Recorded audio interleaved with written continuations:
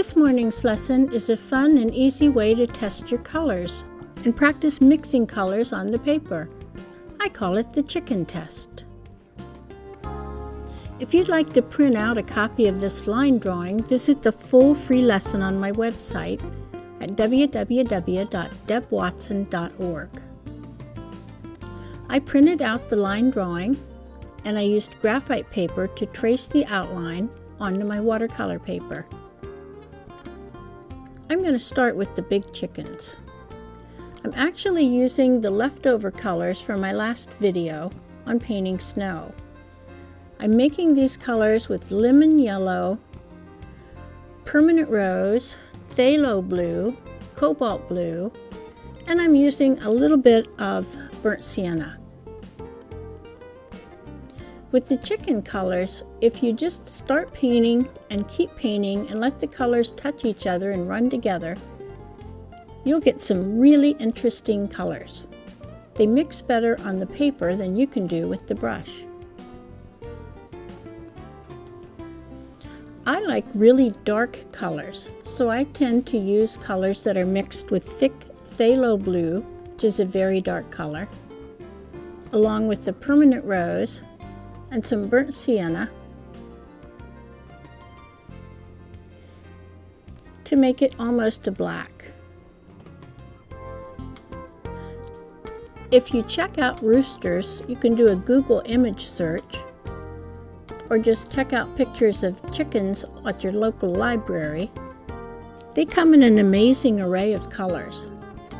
Chickens can be golden, brown, white, gray, almost sparkling green and dark blue. Their feathers in the sunshine often show a lot of different colors. So anything you put on is going to be fine. This exercise is meant to just be fun and easy and gives you a lot of good practice in letting the colors mix on the paper. This is just a piece of scrap paper, but these little chicken test colors often make nice note cards to send to your friends. You don't need to worry about too much detail while you're painting the chicken. Once this chicken dries, we'll come back and suggest a little bit more detail. But the first step is just to put some colors down.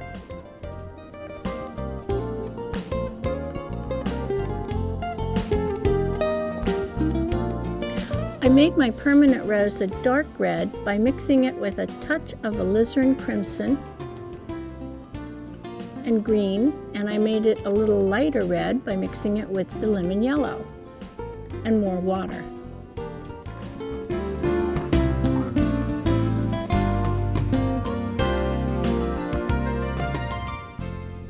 I'm going to save the eye and put it on when everything else is dry, so it doesn't run and disappear. There's the first chicken.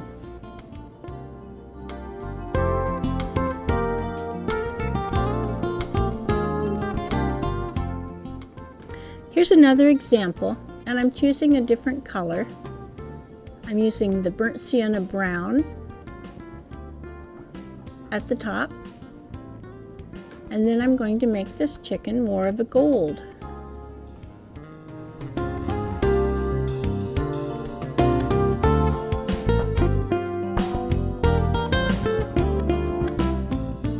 This is a great way to use leftover colors and test and practice and turn out fun greeting cards all at the same time.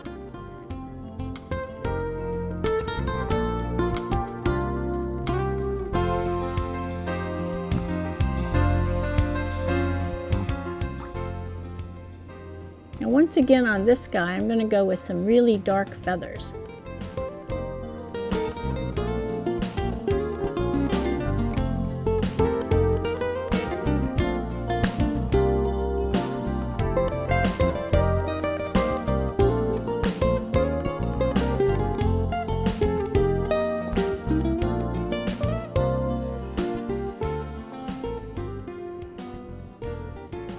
And once again on this coxcomb, I'm going with a darker, more purple red, and then dipping my brush in more of an orange red, a lighter red, with more yellow and water.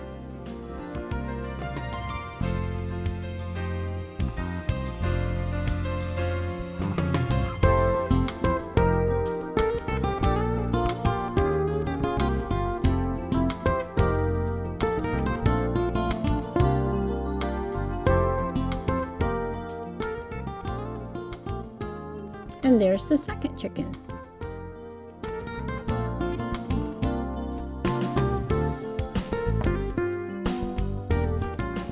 Once they're dry, you can come in and add details if you want. You can separate areas with outlines. You can make shadows darker. One great way to give depth to the feathers is to use negative painting.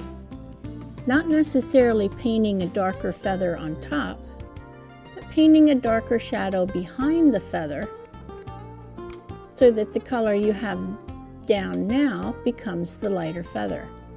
That works really well with watercolor.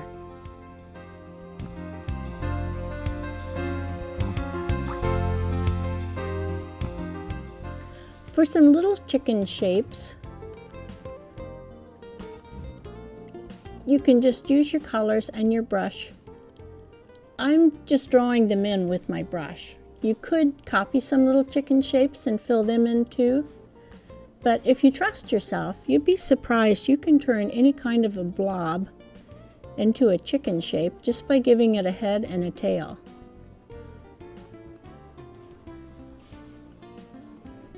And these little guys don't need much detail at all. Just two colors, and then maybe some red for a top knot.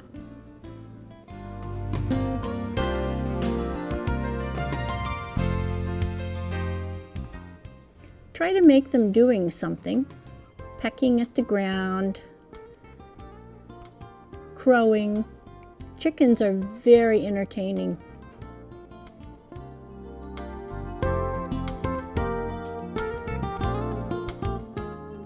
And if they look a little cartoony, that's fine. It just makes it more fun.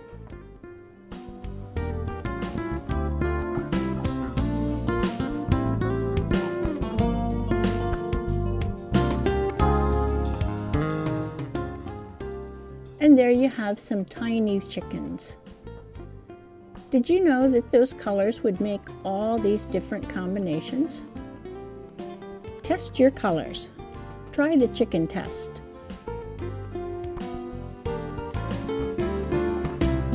Happy painting!